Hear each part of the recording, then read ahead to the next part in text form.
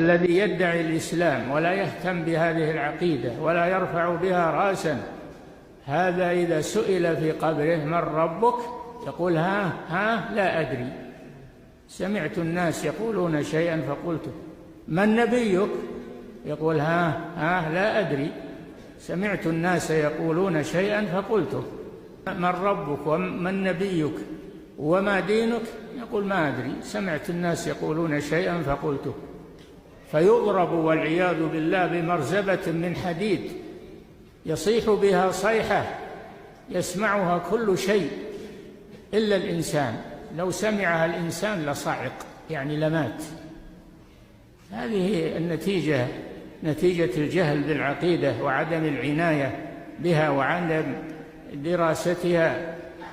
والعقيدة هي الأساس، إذا ضيعت الأساس كيف تبني هذا الدين؟ تبنيه على جرف نهار؟